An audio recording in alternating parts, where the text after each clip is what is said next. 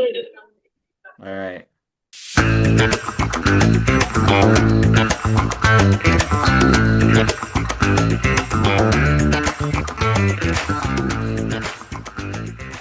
Welcome to the Sloppy Shops show.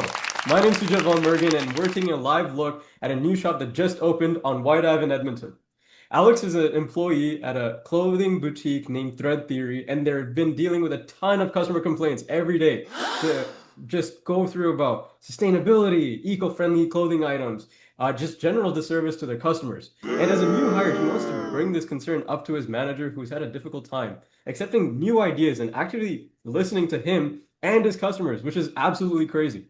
So I want to ask Alex today, how do you actually plan on how do you plan on addressing this concern to your manager in a way that actually supports you and your customers?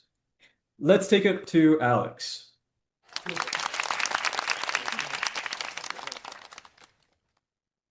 Hello, everyone. Hey, Alex. Hey, Alex. Great to have you on the show, man.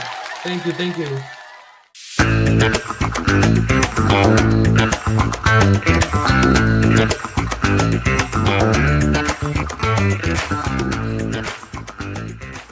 So I have this situation like with my boss. He's very stubborn, hard-headed, doesn't like change. Like everything has to go in his own way. He's like a narcissistic sociopath. See, I have customers coming up to me complaining about where the clothes are made. And one of this customer, her name is Jessica. She's an environmental activist. She actually did some research on our store where we get our clothes from. It's actually from an industry in Bangladesh where they use unethical standards. And I never knew that before. Why are you shaking your head, Kevin? Unethical. Unethical, exactly. Like, now I don't know how am I gonna address this to him because whatever I say, it comes to the one ear, goes out the other. Now I am seeking help from you guys. How am I gonna do this? Without you guys, I can't do anything. I'm powerless. I can't do anything. Whatever I say just comes out the other ear. There's nothing I can do. So I need your guys' help.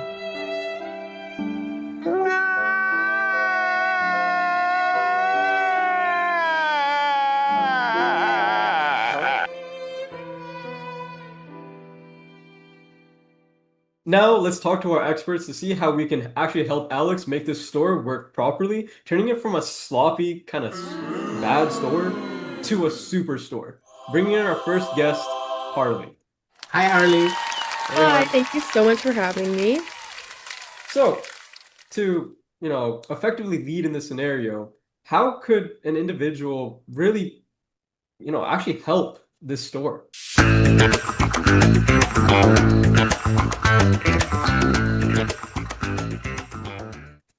It's no doubt that the situation that Alex is in is a difficult one. So someone who can effectively lead in this scenario would be someone who is passionate and authentic to themselves and their values, and also someone who has a strong internal and external self-awareness. Interesting. You mentioned passion and authenticity. Why is that important, and how do you actually value those things in a leader? Passion and authenticity is really important to find within yourself. It is really challenging to pursue change and make a difference if you're not interested in the topic. So in this case, I recommend Alex takes time to actually research climate change and choose a private time to talk to their boss. And also open the conversation by sharing customer stories instead of personal opinions. Sometimes bosses don't want to hear your own take on situations rather than their customers who they're actually serving. So it's really important to advocate and understand your situation, as well as proposing small, low-risk initiatives such as featuring eco-friendly pieces. You can do that on a trial basis, bring in something new once a month, every few weeks if you would like, and just seeing how those do on the floor, and just really knowing the facts before you speak to your manager. Yeah, that you bring up really great points. And another thing that I wanted to bring up here was you mentioned internal and external self-awareness to really help deal with a closed-minded person.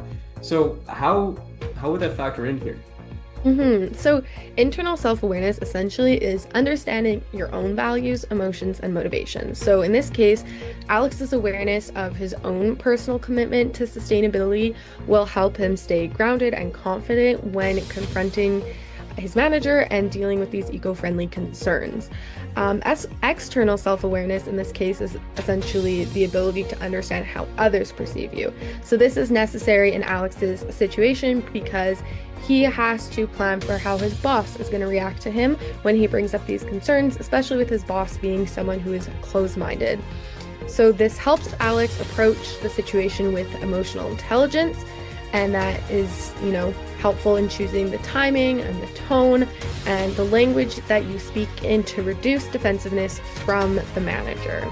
Being mindful of how Alex's message may be perceived also can help frame the concern in a way that aligns with the manager's priorities, as well as staying true to Alex's own personal values. Thank you so much for your insights here, Arlie. I really appreciate you having us on the show, and yeah, we'll take it right back. Thank you so much for having me.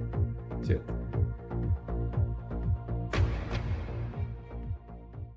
Okay, so introducing our next amazing guest. This is Kevin, and I don't know, I think we should let Kevin give himself a quick introduction, and then we'll get right into the questions. Dr. Kevin in the building. Doctor of businesses. Hit me.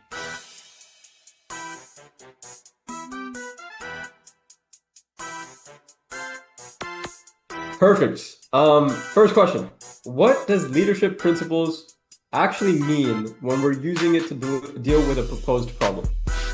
Leadership principles. Well, there's many, and there's many. When I mean many, I mean many, many, many. And the first thing that comes to my mind, a vision, a mission, and values. Picturing what success looks like, reflecting that in real life, and standing on business. You feel me?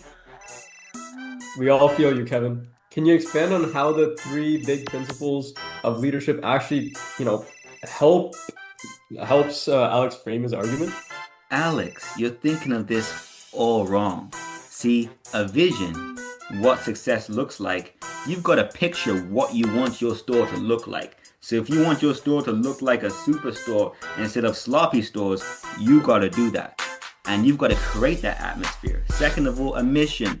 Buddy, if you're saying you want to do that, you've got to keep up to it. That means standing on what? Standing on business. All right, then values. You already know. Values are your values. If you believe something, you can't be doing something else. Make sure if you believe in high quality clothing that you said your expert does not like no biodegradable animal balaki, you know what I'm trying to say? Then make sure you keep that sentiment the whole way through your whole boutique journey. That's what I'm saying. But there's plenty more ways you can have leadership and have leadership proposals. Much more ways. First of all, it's active listening, body language, storytelling, and presentation. Do you understand what that is? Yes, sir. Yes, sir. I do. Now, do you really? Do you really understand what that is? I do understand what you're saying. Active listening. That opened my mind. Active listening. Maybe I was too hard focused. You did mention storytelling as a leadership tool. What kind of customer story would actually have the most impact on a boss that's actually pretty close-minded? See, I had one with going on in my last work. See, I used to work at this grocery store, right? And I always used to say, buddy, bring in the vegetables from this side of the world. And he's like, I like it from here.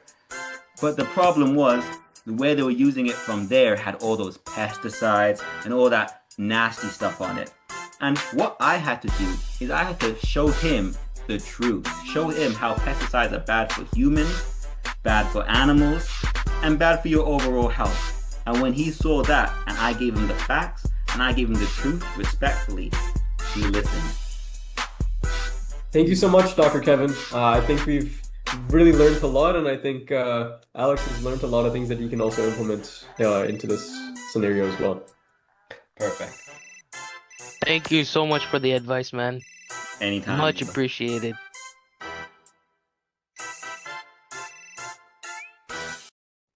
So, to our last expert, we have Abdul. Abdul is a generalist, but an amazing guest to have on the show. And I think I don't really want to give an introduction that could be bad, so I want to let Abdul introduce himself.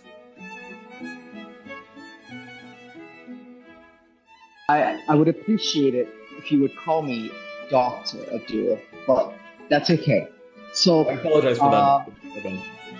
all right. So, I'm glad you mentioned it. Now, I am a generalist, so I usually like to hit and make sure that my colleagues' points are all accurate so that give Alex the best advice possible. So, passion, authenticity, internal, external self awareness was mentioned. I will expand on the importance of external self awareness here. Now, Alex knows what she needs, but she must put herself in the shoes of her manager. This will ensure that her message comes across better. All right, so storytelling. I'll expand on this as well. Storytelling is key for this. You must have a narrative and you must present yourself and your message in a story type of manner. Uh, Thank you, Dr. Holly. I agree with you on all your points. Dr. Kevin, great presentation. I like it. Standing on business, vision, mission, and values was mentioned. You have to have that. And you I will expand on the concept of vision here because you gotta have in your mind's eye a view on how you want the outcome to go. That's how manifestation in a way or your message and your outcome can be manifested better is to have that vision and most importantly make sure you stand on business. So I absolutely love what Dr. Kevin has said there. Now what I would add is discipline. If Alex's boss is closed-minded, which means Alex doesn't just raise the issue once and give up. Instead, Alex prepares carefully, gathers customer feedback, and approaches the manager calmly and consistently. Even if the manager resists at first, discipline helps Alex stay professional and consistent, knowing that change takes time. If the perceived communication, like Dr. Holly mentioned, does not work, that's when Alex can walk away. Now, here's the thing. As you know, the heart of the theory, the threat theory of success goes is that the customer satisfaction is imperative. So, Alex, keeping the threat theory in mind, would know that it is going to be okay and that the manager will listen. If not, escalate it to upper manager immediately. Back to you. I think those are great points that you've made, Dr. Abdul. And I think looking at this general perspective that you've kind of brought into the scenario, how do you think the entire team dynamic went on with the other two experts' advice for Alex? Absolutely brilliant question. Great question. As you can see, I am in a coffee shop. I have purposely decided to stay here today to do this because just like the coffee shop's dynamic goes, it's busy, it's loud. I wanted to demonstrate that to my colleagues' dynamics on how we gave Alex the presentation. Now, I would say that it is the contingency model of leadership, which emphasizes adapting leadership style based on the situation.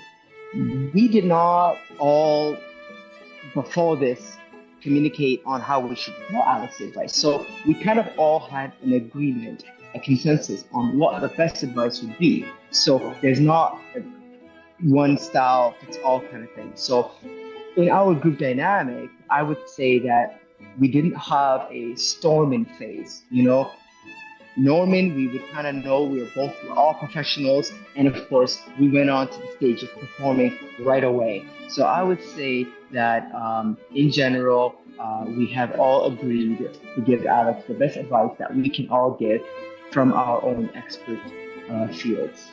Great question. Thank you so much, Dr. Abdul. I really appreciate you having us on your show, and I think we'll move on to our main segment.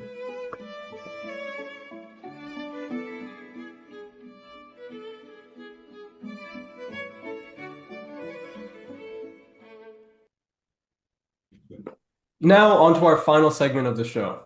Let's see how we can turn a sloppy store into a superstore by referring back to Alex and seeing how he feels about this entire scenario that, from all the different references that we've had and the special guests that really brought on great points.